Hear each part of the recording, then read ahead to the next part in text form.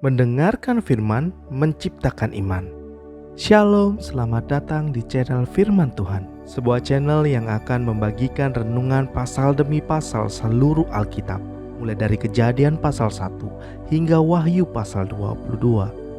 Mari kita bersama-sama membangun channel ini dengan cara like, comment, share, and subscribe. Terima kasih, Tuhan memberkati. Kemah suci bukan merupakan tempat berkumpul untuk menyelenggarakan kebaktian, melainkan tempat membawa persembahan dan pelayanan yang kudus, persembahan korban. Hal pertama yang dilihat orang saat memasuki kemah suci ialah mezbah dari kayu penaga, sebab tak seorang pun dapat datang di hadirat Tuhan sampai dosa sudah ditangani.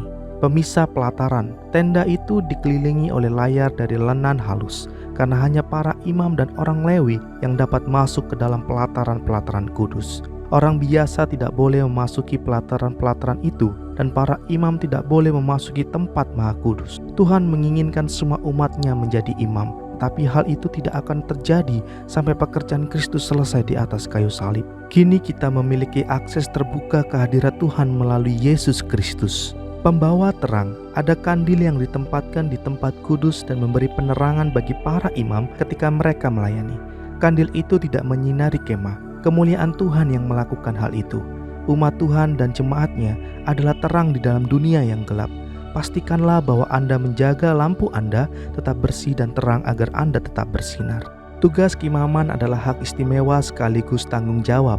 Sungguh menyenangkan mengenakan pakaian yang mulia dan berada di pelataran-pelataran kudus. Tetapi menjadi imam juga membawa kewajiban-kewajiban yang serius. Mereka pertama-tama melayani Tuhan. 4 kali Tuhan menekankannya di dalam Keluaran 28. Para pelayan Tuhan harus berusaha untuk menyenangkan Dia saja. Kita harus menjadi hamba karena kehendak Yesus. Mereka melayani umat. Umat Tuhan adalah seperti permata baginya. Imam besar kita yang akbar itu membawa kita di dalam hatinya dan di atas pundaknya.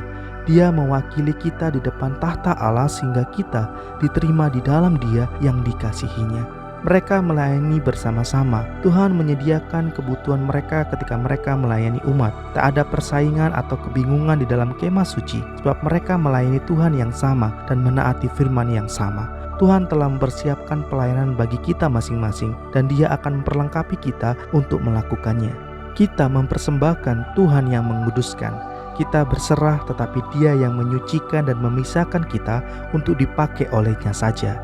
Sebagai imam-imam yang melayani Tuhan, umatnya kini secara rohani mengalami apa yang Harun dan putra-putranya alami secara jasmani. Kita telah dibasuh, darah Kristus telah membersihkan kita, dan masa lalu kita telah lenyap.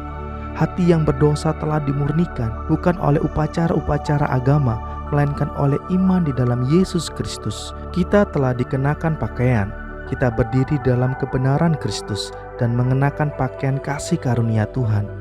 Kita telah diurapi, kita memiliki Roh Kudus yang diam di dalam kita, dan Dia memampukan kita untuk melayani. Kita adalah milik Tuhan. Para imam ditandai oleh darah pada telinga, tangan, dan kaki. Korban bakaran yang terus-menerus pada pagi dan malam adalah peringatan akan pengabdian mereka yang lengkap dan tetap kepada Tuhan.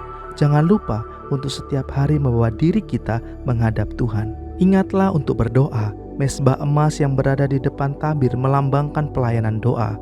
Umat Tuhan masa kini tidak berdiri di depan tabir. Mereka dapat memasuki hadirat Tuhan.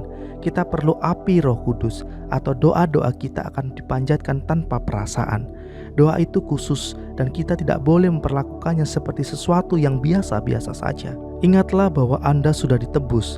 Umat Israel tidak ditebus dengan membayar sejumlah uang. Begitu juga kita. Tetapi membayar setengah sikal setiap tahun menjadi peringatan tentang apa yang telah Tuhan lakukan bagi mereka. Perak tersebut dipakai untuk membuat alas-alas tiang tabir kemah suci. Fondasi dari segala sesuatu ialah penebusan. Ingatlah untuk menjaga diri tetap bersih. Seperti para imam, kita dibasuh 1 kali pada saat penebusan, tetapi kita harus tetap menjaga diri kita tetap bersih di dalam langkah-langkah kita setiap hari. Jika para imam saja bisa menjadi najis, bahkan ketika sedang melayani Tuhan di dalam kemah suci, lebih-lebih lagi kita ketika melayani di dalam dunia yang jahat. Ingatlah untuk menghormati Roh Kudus, minyak urapan yang kudus melambangkan Roh Tuhan. Berhati-hatilah untuk tidak meniru pekerjaan Roh Kudus dengan usaha manusia atau memperlakukannya dengan cara-cara kita sendiri.